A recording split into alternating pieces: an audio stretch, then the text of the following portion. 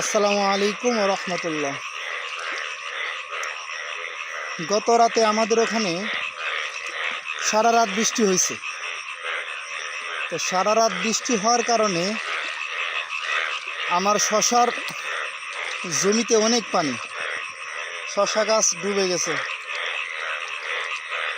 তো আল্লাহ তাআলা যা করে বান্দার ভালোর জন্যই করে, হয়তোবা এই গাছগুলো আর বাঁচবে না।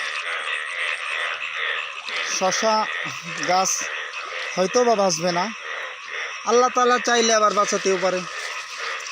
যাই হোক, এখন বর্ষার সময়, অতিরিক্ত বৃষ্টিপাত, আমাদের সবজি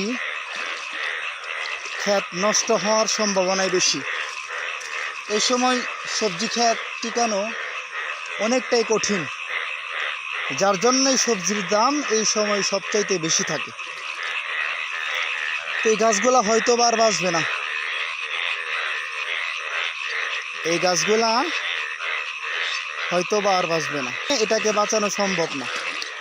দেখেন আমার গাছগুলো কত সুবল, গাছগুলো কত সুন্দর, জাংলায় উঠতেছে, জাংলায় উঠতেছে। প্রায় 6 ফিটের মতো লম্বা হয়েছে গাছগুলা, 6 ফিট 7 ফিট এমন লম্বা হয়েছে। এই যে দেখেন ফল আসতেছে, যে ফলটা আসতেছে, এই ফলটা হয়তো ঈদের পর হারভেস্ট করা যাইতো। তো যা হোক, আল্লাহ তাআলা যা করে বান্দার ভালোর জন্যই করে। এই যে দেখেন ফল, এই যে পানি তার ডুবে গেছে, প্রায় 2 ফুট পরিমাণ পানি হয়েছে। এই ক্ষেত্রের মধ্যে 2 ফুট পরিমাণ পানি হয়েছে। তো কি আর করার, আল্লাহ তাআলা যা করে বান্দার ভালোর জন্যই করে। এই যে ফল আসতেছে, প্রত্যেকটা ডোগায় ডোগায় শশা ক্ষেত।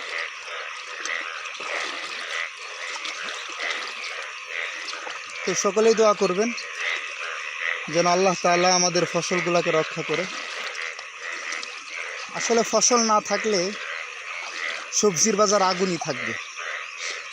ফসল যদি নষ্ট হয় তাহলে সবজির বাজার আগুন থাকে, সাধারণ মানুষের ক্রয় ক্ষমতার বাহিরে থাকে। তার জন্য সবার কাছে দোয়া চাইতেছি, আল্লাহ তাআলা যেন আমাদের সকলের ফসলগুলোকে রক্ষা করে।